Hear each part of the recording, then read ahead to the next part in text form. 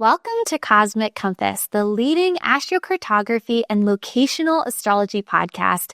And today I'm so excited and honored to have one of my favorite astrologers on the show today, Catherine Irvin.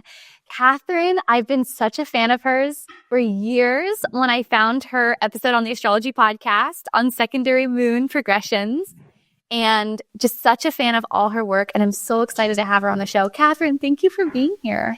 Thank you so much, Helena. This is amazing to be here with you. Oh my gosh. Tell me and tell us, how did you get started and how did you get to where you are now doing astrology?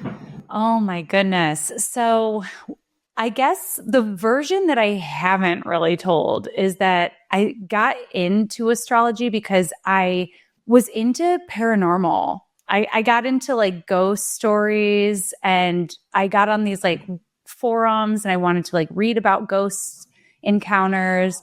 And so then that took me to the library where I started reading about like haunted Ohio. That's where I'm from, in the United States. And like haunted Ohio books are like a big thing here. And then there's just like all kinds of other ghost stories there. But then what's adjacent to that section is astrology.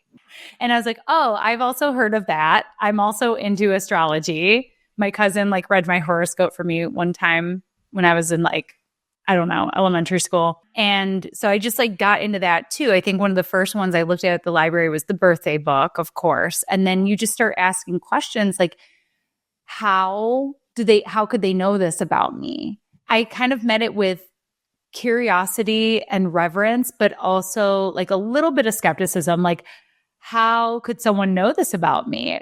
Are they just like speaking generally? And so I wanted to understand all the different things about the different zodiac signs. So I was pretty young when I got into it. I got very deep into astrology, like more technical astrology around like 2009 when I moved to New York City. I started studying like really in depth. Well, I moved to New York before that, but around 2009 was when I started taking classes. So I started reading books and going deeper in like 2008, I would say. So yeah, it's been nonstop ever since. Wow. Do you remember the transits or the progressed lunar phase? Because I know you teach a lot on the progressed lunar phases. Do you remember what was going on when you got into astrology or when you started your business? Of course. Yeah. I was in the balsamic moon phase, the progressed balsamic moon phase. And that's almost always a time when people, like it's an introspective period for people. And people are drawn inward and begin to do a lot of self-reflecting. And it can be a really spiritual time for folks. So I find that a lot of people tend to find astrology during that time. So I'd already found it, but I realized, oh my God, like I could go so much deeper with this. And I met some astrologers in New York, and I was like, oh wow, I really want to live and breathe astrology. I want this to be my life. Wow, that is so amazing. Yeah. Balsamic moon phase. Oh my gosh. Won't talk about me too much, but my father passed during that phase for me. And it was a time when I was literally letting go of my whole identity of what I've always done.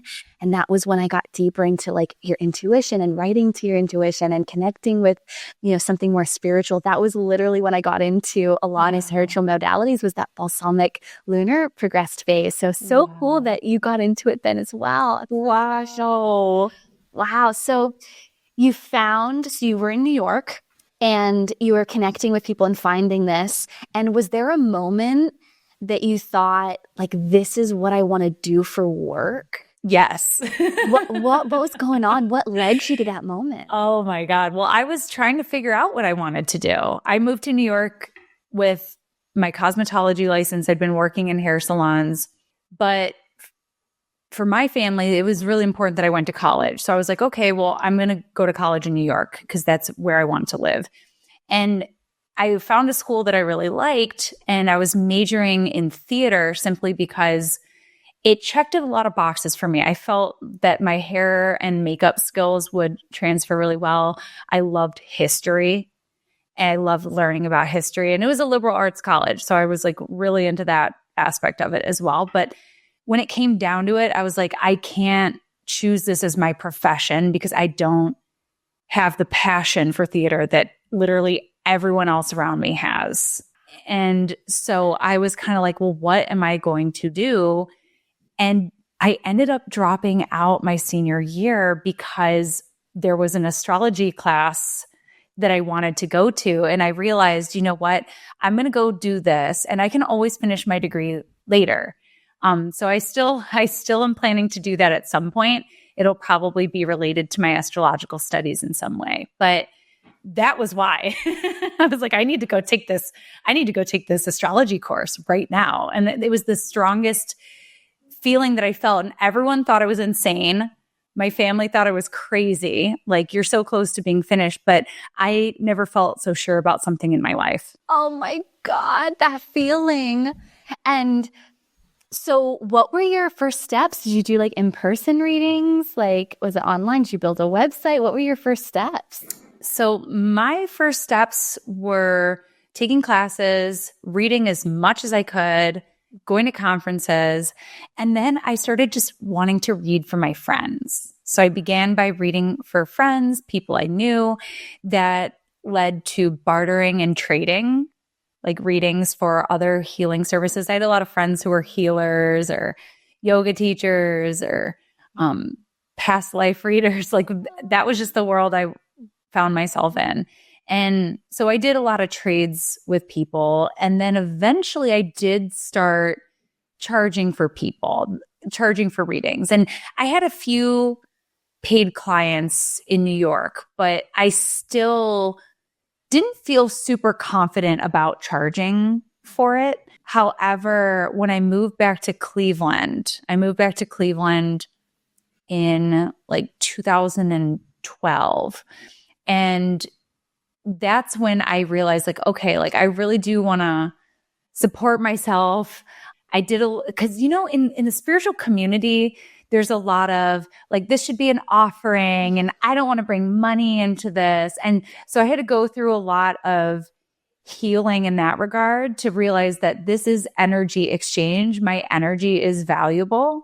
And literally, like, the basis of currency, I mean, now there's a ton of distortions to be debated about, but the basic representation of currency is the value of your time, the value of your skills. And so I did realize, like, okay, I do have to start charging at some point. So I started really small. I think I only charged like $50 or like pay what you want. And then it just increased from there. Yeah. And I'm so glad you're bringing that up, because this is something that's actually been coming up for me in the last week. Is I'm starting just seeing how people are saying that as an astrologer, you shouldn't charge for readings, or, it should be really low cost.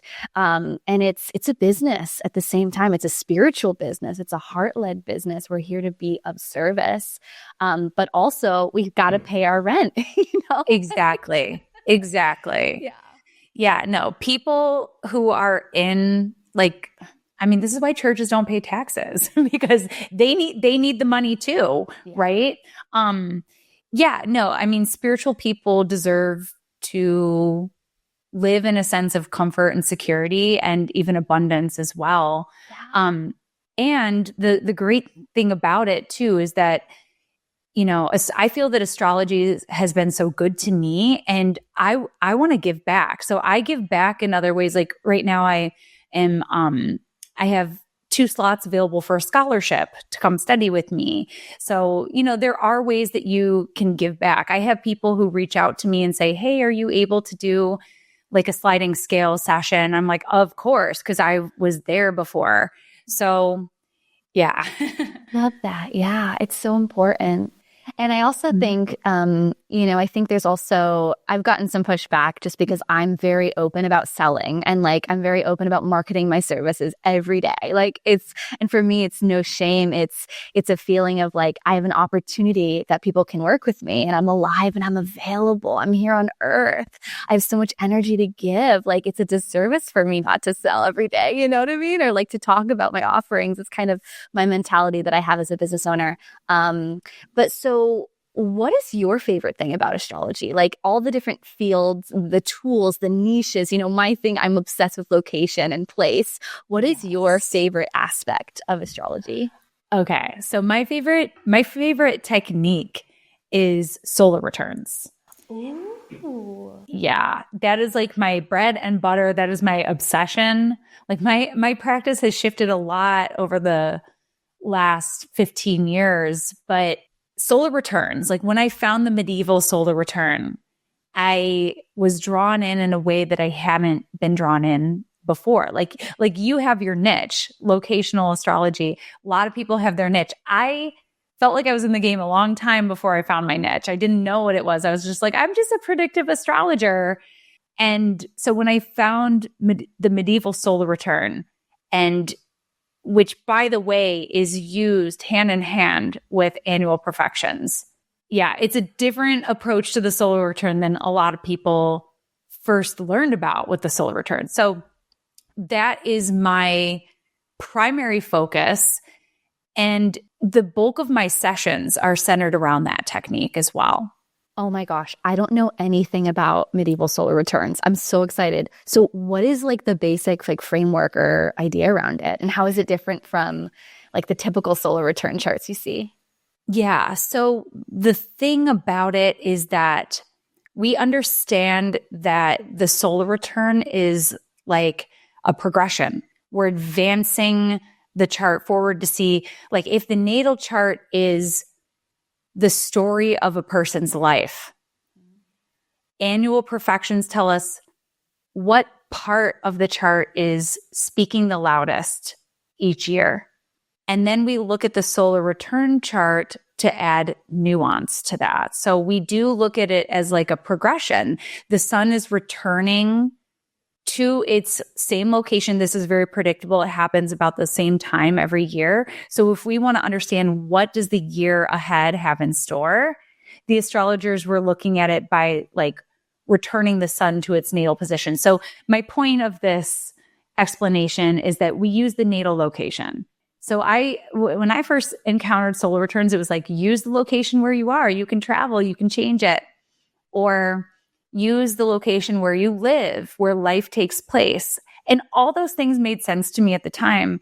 But reading Benjamin Dyke's translation of Abu Mashar on the revolutions of the years of nativities, he explains it like, no, we need to root it in the natal chart. That solar return needs to be rooted in the natal chart. And when you do that, you begin to see patterns that show up that you wouldn't get from relocating the solar return chart. I'm so glad you're bringing this up. I always look at the natal chart for solar returns, always, or the natal location. And I actually just had a class on this, and someone kept asking me, a lot of people ask me, but why don't you relocate the solar return? Why don't you do that? And I was like, no, because the natal chart for the solar return, like, you wouldn't change the location for zodiac releasing. You wouldn't change the location for anything else.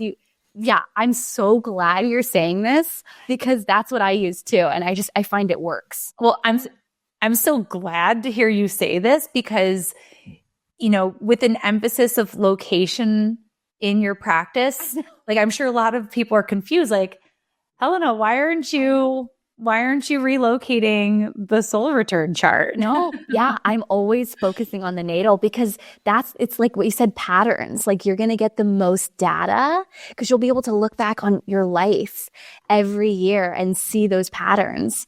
And so this is kind of I've been testing my solar return charts, and I haven't found them to be as accurate as the transits.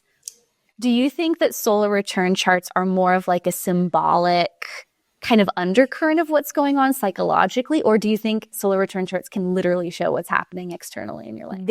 They can, but you have to look at it through this alternate lens. You can't look at it in the way that you were taught. Like, you have to look at it a different way. Because I felt the same way. When I first encountered this concept of the solar return chart, it was probably 2009, 2010.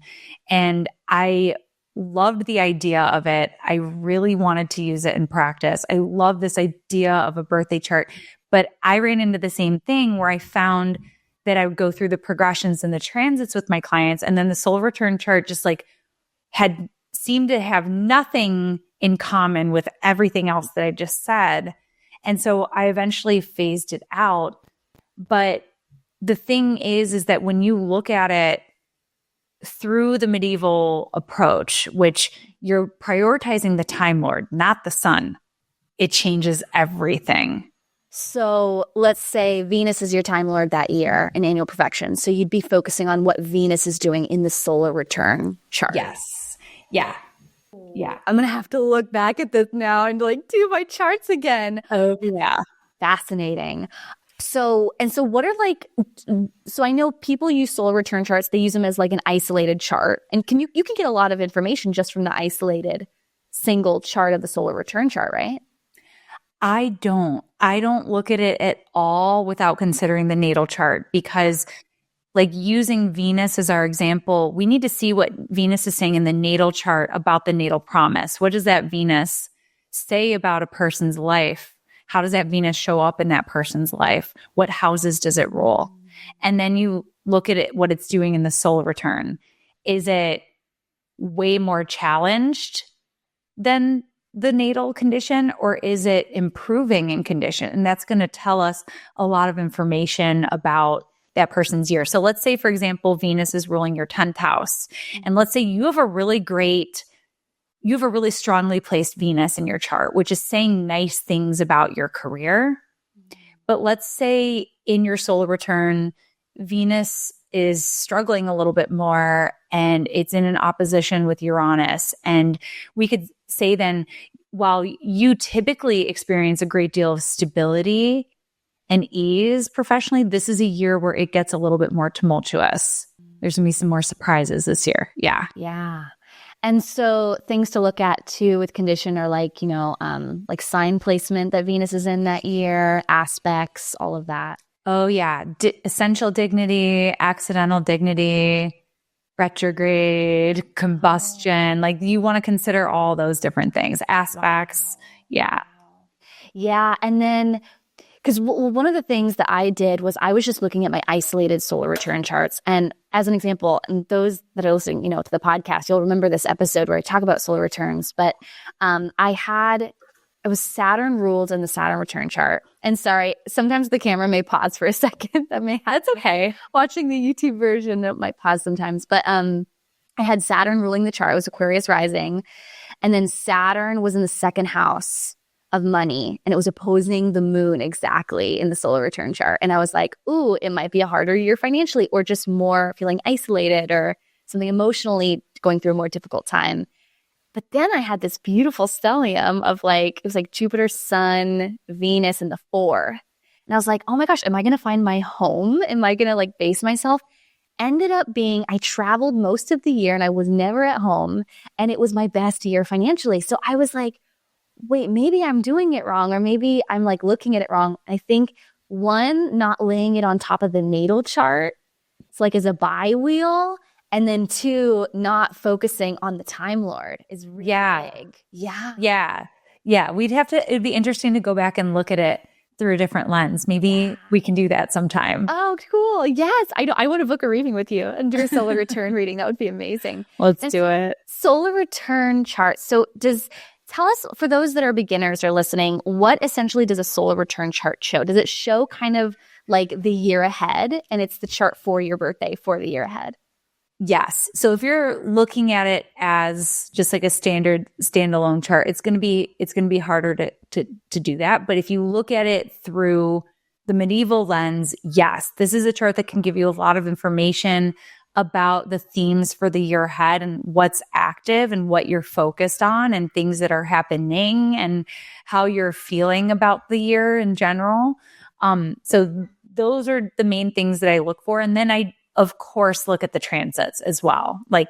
You can never go wrong with just transits. I think if you could have one technique in your back pocket, it's transits, because they will never let you down. I mean, annual perfections and solar returns can kind of show you which ones might be louder and why. But if you're looking at all the transits, then you're looking at all the transits. Yeah, totally. Yeah, and I've had a lot of people also ask me to do solar return readings for the maps, but I personally, I find the transits to locations in the world to be really helpful, and you get so much information using like progressions and transits in certain locations in the world and on the relocation chart. A lot of people come to me and think, if I go to this location in the world on my birthday, will that change the whole year for me? Will it make the whole year better? I personally don't have that opinion. I think you'll go have a nice time, have a nice trip, and you're at nice astrocartography lines, but it's not going to change your year. What are your opinions on that, on like location with solar returns? I think if you want to travel for your birthday, like go for it. But I don't think that it's going to impact your solar return. Although your solar return can sometimes say, yeah, this is a great year for travel. Right. So I look at that. What advice or tips would you give to any newbie astrologers or people who are like feeling a call to be of service to help in a spiritual modality or tool or human design or, you know, some sort of tool out there? What advice would you give for people who are just starting out? Yeah, I think like people see it's easy to see the finished product, right? Like what you've built, what other people have built, and think like, I should be doing all of the things. And that can be like intimidating, and that can make you feel like frozen a bit. So my advice would be to start somewhere. Just start somewhere. Start doing the readings. Start, one of my favorite things to recommend to people is to plug in locally. And I know not everyone's in a location where this would be available to them, but if you can set up a table at like a fair, a bazaar, a farmer's market, a party, go do that. Go do mini speed readings for people, because one of the things people tend to do early on is, especially as astrologers, is spend an hour to 3 hours preparing for a chart. And I think that that's an amazing way to learn. It's an amazing way to learn, like to really take your time and consult your books and all that.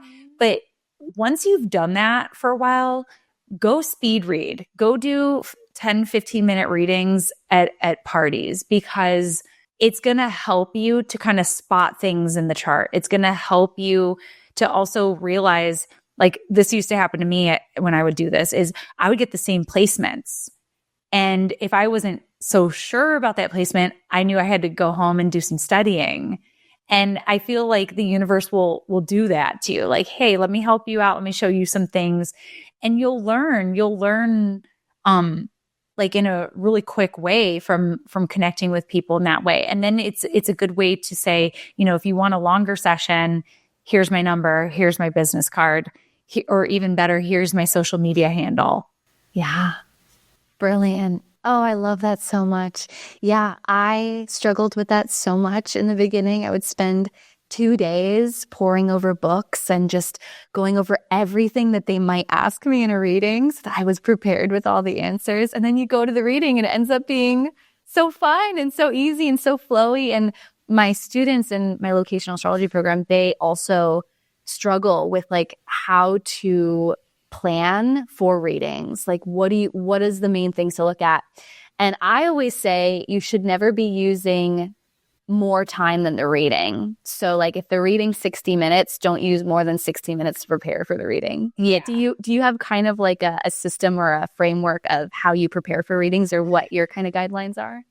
Yeah. I mean, it's looked differently for me throughout the years. Like I said, it started out with like the long chart prep, and then it was like kind of what you're saying, and then 30 minutes. And there was a time in my practice where I did 0 chart prep, because I got so comfortable doing it at parties that I would just take a few minutes, pull up the chart, glance, and then get ready to go. And I really enjoyed doing it that way, because things felt fresh and intuitive. Mm-hmm. And that's a chance for you to kind of develop that intuitive mindset too, because I think a lot of people who are drawn to astrology, you may feel like you have some intuitive or psychic abilities of your own. You feel connected to something, and then you start getting into all the technical stuff, and the logical brain relationship with astrology tends to take a really strong root.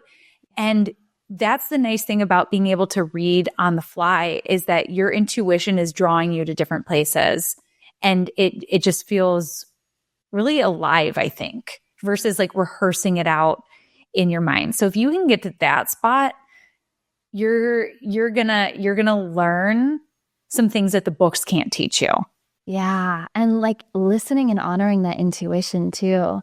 Like sometimes I'll be on a walk before reading and my intuition will be like, check Savannah, Georgia, or like check New Zealand. And I'll be like, oh, what's that? Okay, I'll note that on my phone, go back, and I start prepping for the reading, and they end up having beautiful astrocartography lines there. So it's like that balance of like intuition, letting spirit guide you, and then, pulling up the software. 100%. I find that a lot of times something I've been like in contemplation about, or something I saw out in the world or on TV, it ends up having a place in my session. It's so weird how it just like you're in the field, you're in the current before the meeting. Yes. Oh, that's magical. Everything's so timed and beautiful. And I feel like astrology has really given me a sense of greater faith in magic and in life. Do you feel like astrology is also kind of, I don't know, giving you that sense of connection with something greater? Of course. I mean, that was one of the things that, like, I don't know, I used to spend a lot of time looking at the sky and the stars and like wondering what else is out there and what it all means. And that's something I always try to remember, like no matter how many ancient texts, no matter how big the ancient text is and how many pages it has, it's just like, remember that we don't actually know anything. We don't actually know how this works. We theorize it. Like there's different philosophical approaches to why astrology works or where it came from or how it works, but we don't know. Yeah. And that's part of the cosmic beauty of it all, is that every time we pull up a chart on our physical computer, like we are tapping into this ancient esoteric system of where the heavenly bodies are in the sky at the moment we were born. Like how does that influence our life? And it's just crazy to think about. Like if you stop and actually think about it, it's insane. Wow. Yeah. Just looking up at the moon and like connecting with the moon and noticing what you're seeing, and realize the phase. It's just all of it. It's just so mystical and magical. Incredible. So I pulled up your chart and I thought we could talk a little bit about your chart. So I am obsessed with this Libra stellium. And also you're in a Mars return coming up. Oh yeah. Oh my gosh. How fun. That's super fun. So, couple of things. Oh, first off, I noticed you have a Sun South Node conjunction in Libra. I have one too, really close by a degree, within like a degree or two. And you have that as well. What are your thoughts on the Sun and the nodal conjunction with the Sun? So the South Node and the Sun, I don't see talked about a lot. Like I don't find a lot of information. There's a ton of information on Sun North Node conjunctions, but it's always kind of been hard for me to interpret the Sun and the South Node. What are your thoughts on having that? Yeah. Okay. So we're eclipse babies. We're probably born between eclipses. Were you born between two eclipses? Yeah. Yeah. That makes sense. So I think of the nodes too. My moon is like sandwiched right there. So it's intense. Oh, yeah. It's coming in for that next one. The thing to understand about it is that the South Node, the nodes have to do with fate. And so I think a lot of people, I mean, we all have fate. We all have a destiny, right? But I feel that a lot of times, like as an eclipse person, that things that have the most significant things that have happened to me have involved other people. And I feel like a lot of times with the nature of eclipses, it feels like I'm not totally in the driver's seat all the time. Like sometimes I'm acting as an agent for other people's experience. So sometimes I've had that.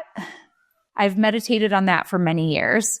The other thing about the South Node that I've experienced is paranormal activity. And it's funny because we already started talking about that. But I guess in the more Indic traditions, when you look at the mythology of the nodes being like a dragon, there are connections with like otherworldly experiences with the nodes. So like ghosts, monsters, UFOs. I've seen a lot of UFOs in my life, actually. Oh my gosh, where? In Montauk, New York. Yeah, I was with a group of people and there's like a pretty big sighting that we got to witness. Mm-hmm. Oh my God, that's incredible. Yeah, I've seen them in the daytime too, which is pretty weird. Yeah. It's been a long time since I saw one. Probably because I don't have as much time to actually just go lay in a field and look up. I've got kids. I go to bed very early now. Do you have any like personal theories on UFOs and what they're doing here, or just any intuitive feelings on them? Oh my gosh. Yeah. I mean, I definitely feel that we are not alone. There is absolutely other life forms out there. When you look up at the sky and you see all these stars, every single one of those is a sun, just like ours. Yeah. And so the odds that there's another planet, just like Earth, right in the sweet spot where life is possible, life as we know it is possible, right? I mean, it's like, how can there not be? Oh, totally. Yeah. How can there not be? So I don't have any answers beyond that, but it is fun to think about. That's so cool. Oh my gosh, I want to look up at your astrocartography in New York. Come on, talk, see what you got going on there too. Yeah. Yeah. So you think there can be like a closer paranormal connection with the nodes conjunct the sun, the South Node specifically? Yeah. Yeah. Yes. Yeah, I think it's the nodes in general, I think. In general. Yeah. Or, well, I've heard it more specifically with the South Node, come to think of it. Yeah. Wow. Yeah, because you see online, there's a lot of like, if the South Nodes conjunct the sun, there can be this sense of like not wanting to shine or not wanting to stand out. Other things I've seen are like, there's a talent with your sun, and so you should use it in this life.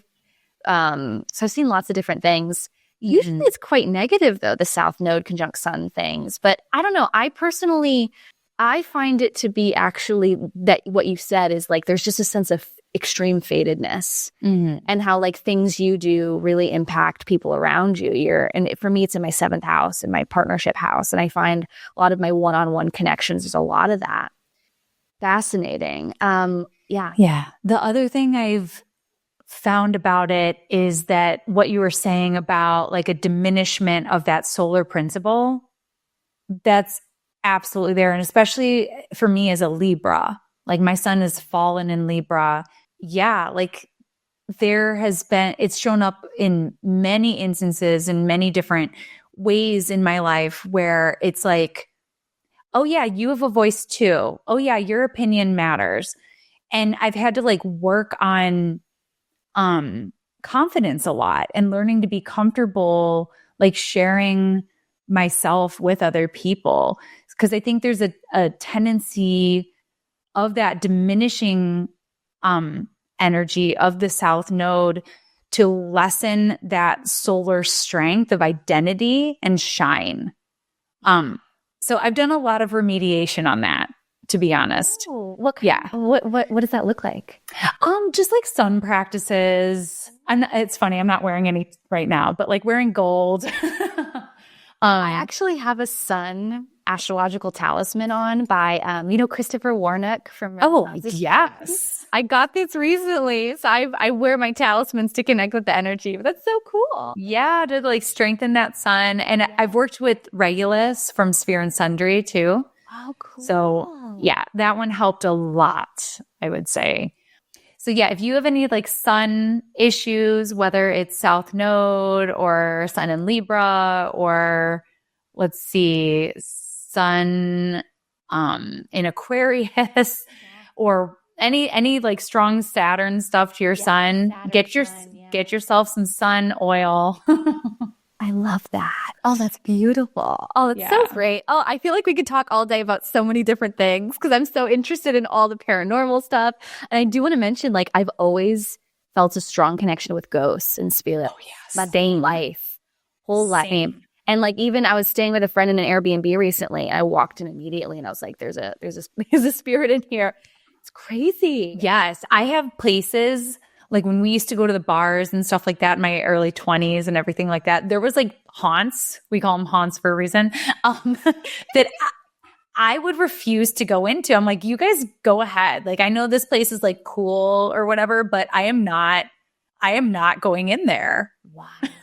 Oh my gosh. So crazy. Oh, well, let's talk a little bit about, do you have any travel stories or like places in the world that you've been to that you love, or places you frequently go that have like some rich stories there? Because I'm curious. I want to pull up your astrocartography map and just see what you've got going on in those spots. Yeah, totally. Okay, so I would say Colombia. I've been there twice. I really do enjoy it there. I've been to Bogota a couple of times, and I love it. It's a beautiful country. How do you feel when you're there? Like, is it a peaceful place? Is it a relaxing spot? Yes. The reason I'm asking is you have a Sun-Neptune pairing just north of there, and then you've got like a Neptune line and a Venus line on either side of Colombia, which is like, it makes me think it's just a very relaxing, peaceful, easy, dreamy vacation spot. Well, I traveled there with a partner. Yeah. My ex was from there. So we went a couple of times. And so it makes sense. The Venus and the Neptune, it felt very magical when I was there.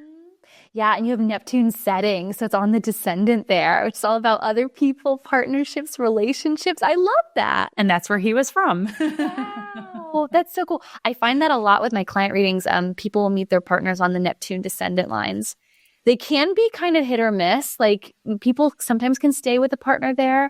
I had one client, they were together for 70 years and they met each other both on their Uranus descendant line. So Uranus was a setting on their partner. I find that so interesting how those like combinations happen.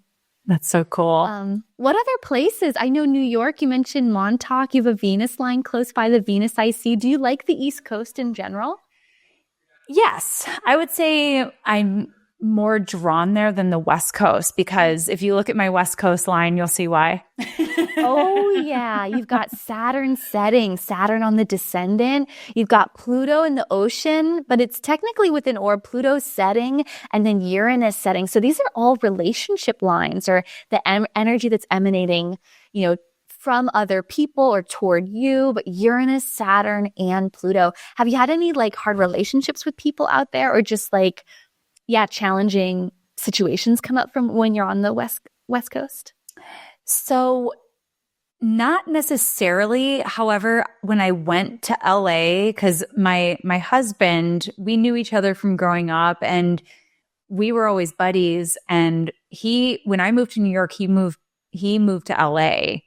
And so he was like, come visit me in LA.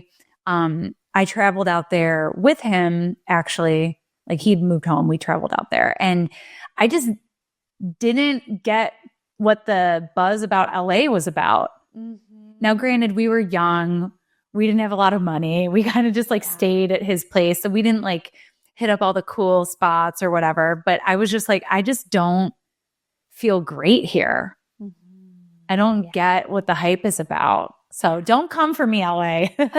I was like 19. That was just like my experience. Wow. Oh my gosh. And any other places that really stick out, or like, have you had any, because I know you've spoken at some conferences, right? What are some places you've had like opportunities to kind of showcase your astrology work or yeah. Well, funny you should ask because I live on my sun line. Wow. So when I moved to New York, I thought, I love it here. I want to stay here. This is my home. What an amazing city. And I just fell in love with New York. And maybe that explains the Venus line. I just fell in love with the city. I still love it. But I just like couldn't find my footing there. And so my husband, he was living here in Cleveland where we're from. And I came home to visit and he's like, what's your plan? And I was like, I don't know. And he's like, come home. Let's give us a chance. So I moved home to see what would happen with us because we always had crushes on each other. But it wasn't until I moved to Cleveland that I really started finding my footing professionally. Wow. And your North Node is culminating there. Yeah. Yeah. Oh my gosh, that's incredible. So I'm not leaving. Except to travel. Yeah. I always say North Node is like volume up, increase. Oh, yeah. On your MC there in Ohio. Uh-huh. Do you feel like there's just been this sense of, well, that feeling of fatedness with your career, but also just a feeling of like opportunities consistently like present themselves to you there? Or like, do you feel driven in Ohio? Yes, I do. And I was successful as a hairstylist here too. And I came back and I was trying to get my astrology business going, but I was also working as a hairstylist. And I did really well. I was like one of the top stylists in my salon when I left. So yeah. Oh my gosh, that's incredible. I love that. And that stellium in Libra, like beauty, like, you know, I love that. I'm curious where you have, because a place I went to recently was the South Node on my midheaven. And I felt so like apathetic toward all things showing up, being seen, showing up for my career. Like literally all of my energy and drive just went out the window in Australia when I went to this line. Whoa. Yeah, in Australia. And you have that going through close to Singapore and it's going through Thailand and up through Thailand. Have you ever been to Thailand or anywhere over there? No, but now I'm thinking if I really want that like spiritual retreat where I just want to shut off my driven side, I'm going there. Yes. Oh my gosh. When I went out to Australia, I was like, okay, let's just see what happens. And I had all these plans. I was going to do all these things because the sun's also in the midheaven there. So I was like, this is going to be great. Totally apathetic. Oh my gosh. So funny. Oh my God. So cool about LA too. You do have some Uranus trines. So there's this kind of energy of like changeability or spontaneity. Have you gone back to that area or like Southern California over the years and just, have you felt any of that kind of Uranus flavor? No, but my sister lives in San Diego and I'm planning. I haven't done a whole lot of traveling because I have small children and I don't even want to run errands with them all day. I really don't want to travel with my kids right now. Although my daughter, she's at an age now where she'd be really fun to travel with. So I am planning a trip to the West Coast next year. So I will have to report back on that. Yeah. But I did get married in Puerto Vallarta. Oh, cool. Puerto Vallarta. Oh, yeah. Well, you do have your Saturn descendant line there, which I always think people, when they hear Saturn, they think something negative, but it can be enduring, long-term, serious commitment. Yes. And the wild thing is that Saturn was transiting my descendant at the time. Oh my gosh. So you went to a Saturn descendant line, got married when Saturn was transiting over your descendant in your natal chart. Yes. And get this. There's an asteroid called Mexico conjunct my Venus. What? Oh my God. Yeah. That's wild. Yeah. Oh my gosh, there's so many asteroids. I feel like there's new ones all the time. I don't know how to keep up with all of them. Yeah. It's true. There's an asteroid for everything. Yeah. Do you use any asteroids in your practice that you consistently like to use? Not as much asteroids as like they're fun to look at. Like every once in a while I'll go like on the deep dive and check out my asteroids, but I use more like Chiron and the dwarf planet Eris. I'm really into the dwarf planet Eris, and I'm also really into Black Moon Lilith, who is a point in the sky. It's a lunar apogee. It's not, I mean, there is an asteroid Lilith, but it's different than Black Moon Lilith. Oh, interesting. Wow. Yeah. Yeah. Chiron, I use all the time. A lot of my students keep asking me about Uranus, because Uranus is entering Gemini, or just did. And it's a lot of my students have Chiron in Gemini. And so thinking a lot about like, I mean, I've been sensing that a lot of people are going to step up as healers, as teachers, as guides in this new 7-year cycle. Yeah. You have any predictions or thoughts on kind of where the collective is heading next, or what's going to be kind of coming up for like mass groups of people in the collective? Things are going to accelerate very quickly. When we think about Uranus, we think about excitement, exhilaration, but also disruption. And since it's been in Taurus, we've seen some really exciting like beauty and fashion trends, but it has upended things that felt stable and normal for people. Like cost of living kind of doubled since Uranus entered Taurus.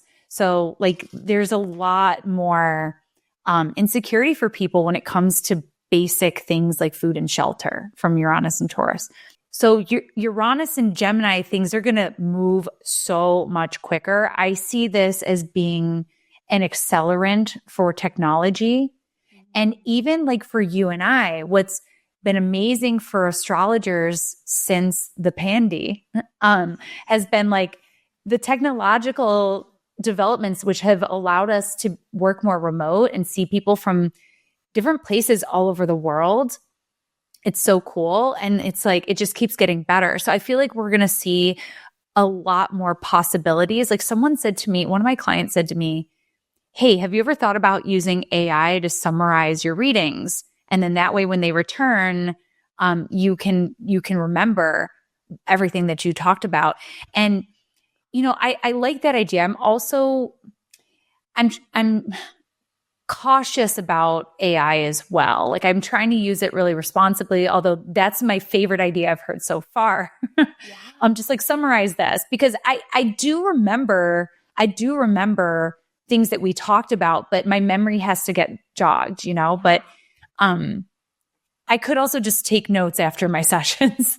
I could do that as well. But anyways, I think that Uranus and Gemini trine Pluto in Aquarius is going to just be an accelerant of technology, how we share information. I see it impacting transportation, delivery. We've seen delivery, like your Amazon driver out there, you know, like they're like this is like a whole new trade, basically, like being a delivery driver in a way that it wasn't a few years ago.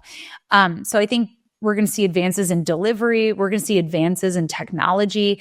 I think Neptune in Aries is going to be like a resistant to that. Like Neptune in Aries is my sovereignty.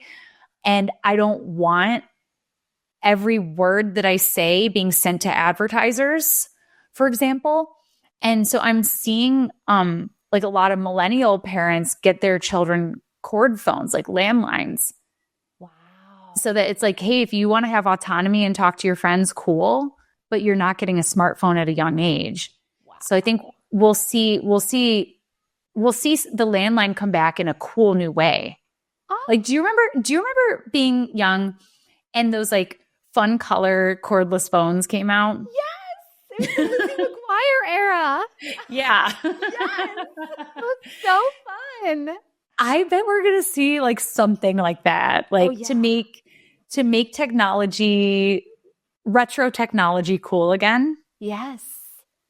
I absolutely think that will be a thing. I mean, I'm already starting to see it on YouTube and social media, like that content, the nostalgia of going back to like even just point and click cameras. Yes. And like getting off the phone. Like there's this kind of rebellious energy toward the current like technology. And we're going to need it because that trine is moving quickly. It's kind of like unchecked, unregulated. Like it's developing faster than we can regulate it.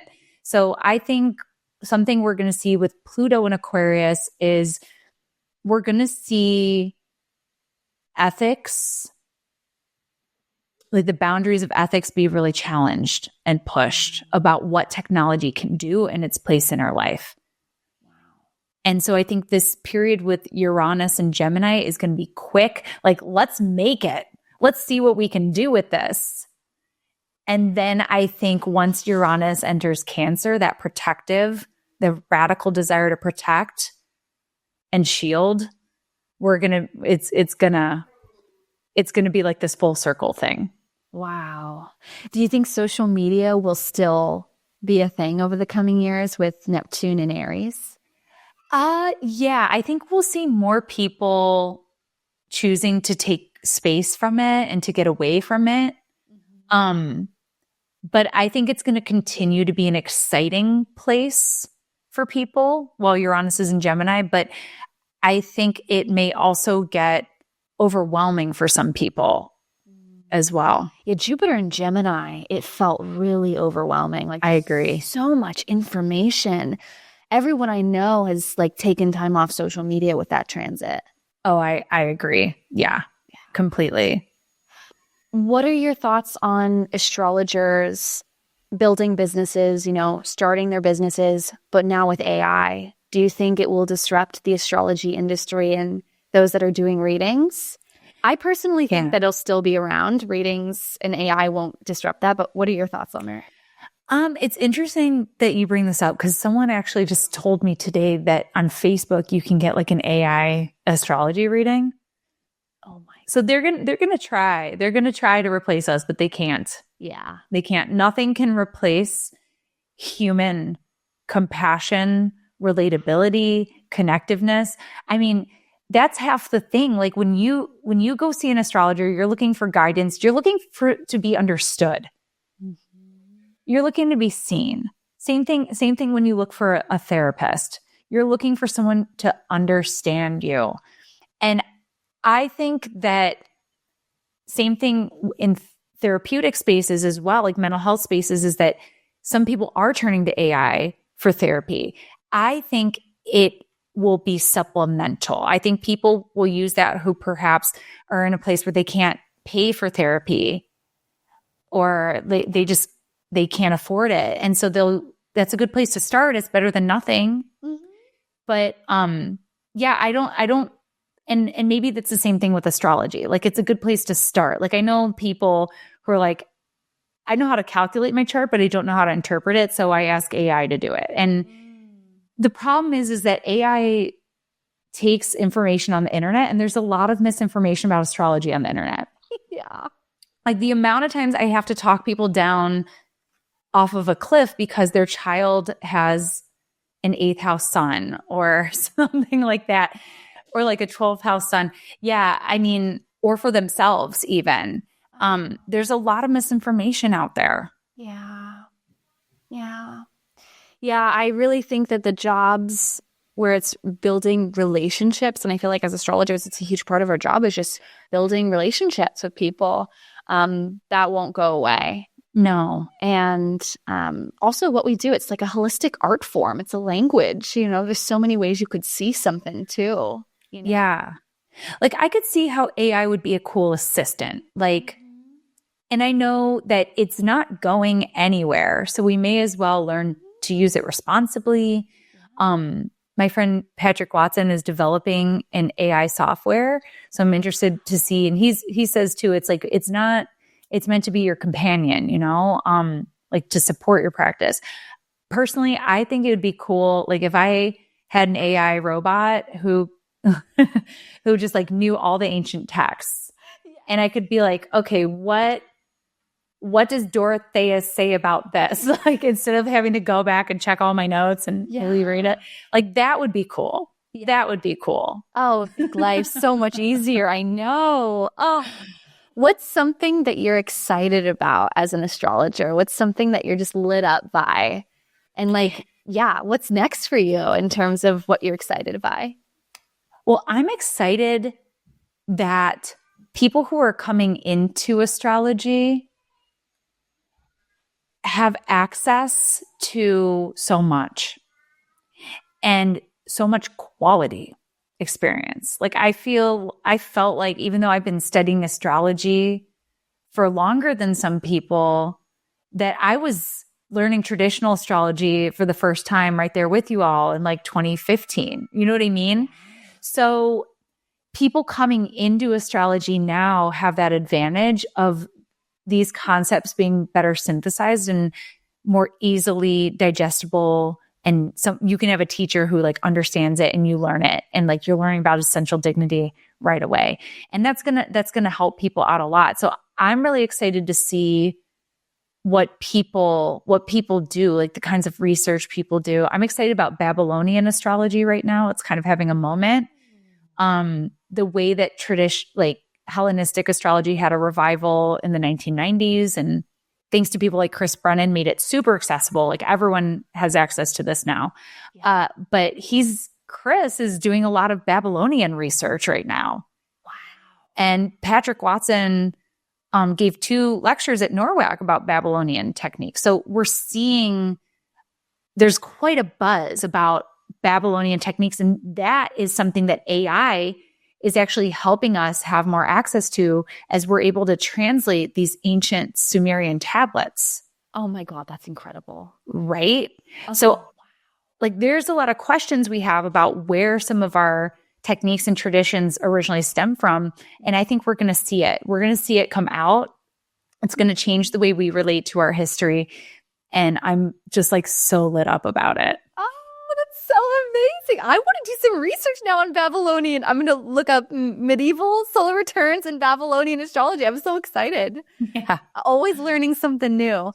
It never ends. Yeah, seriously. What's your next dream? You've done so much. You've so many offerings and things. You're online. What is your next dream as an astrologer? Helena, I'm going to write books. I'm going to write some books. Yeah, I have some book ideas, but I just don't have the time right now. So when my baby boy goes to preschool, Mama's going to start writing. You know, I remember when I found you, if you were kind of known as like the family astrologer, right? Yeah. That's amazing. And that's such a cool way to like kind of brand your business. You know, I'm always telling my students, like, find a way that you can like differentiate yourself, and yeah, bringing your kids into the mix, being a family astrologer. I just love that. So brilliant. Oh yeah. Yeah, I talk to a lot of new parents about their charts, about their kids' charts. I do a lot of family dynamic sessions. I'm quite interested in it because, again, going back to like, how does this all work? When you start looking at the patterns, the shared patterns between your chart and your family members, it becomes immediately clear that our birth charts are not random. Wow.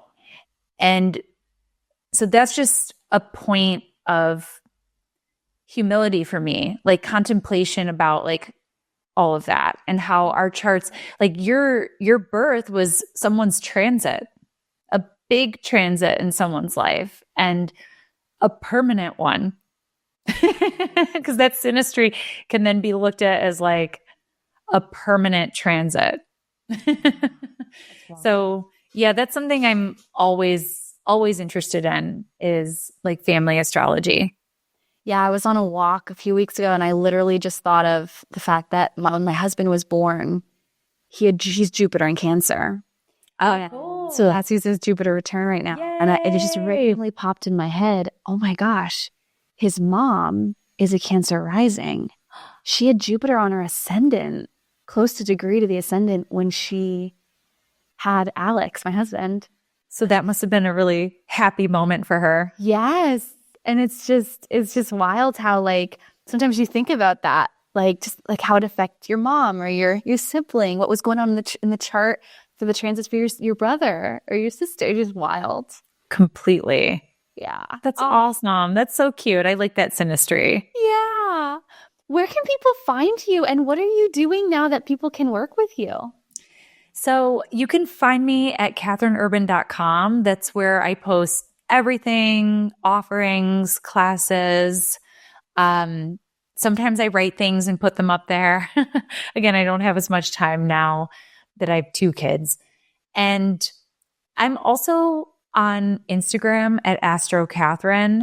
I recently took down my Twitter account.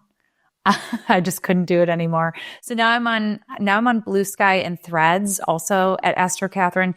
And then you can also find me on YouTube. So on YouTube, I put out biweekly forecasts. So every new moon and full moon, we talk about the lunation, the chart, and all the most important celestial phenomenon that's going on within that 2-week umbrella period. So that's where I'm most active right now. Oh, so wonderful. I'll include all the links down below so you guys can click on and find her accounts. Thank you so much for coming on and such an honor to meet you. I've been such a fan of yours for years and it's just so cool to chat with you and talk about your story and how you got here. Thank you so much, Helena. This was so fun to chat with you and connect with you. I'm such a fan of you and your energy and your astrology. You are such a phenomenal and sharp astrologer. And I just love seeing your light out in the world and everything that you're creating for your practice, for your students. It's really cool. Like, you know, locational astrology is having a moment right now. And a big part of that is you. Oh, thank you. Yeah. I'm like gonna cry. Like, you love me so much. Yeah. Oh, what a joy. So wonderful. Thanks for coming on.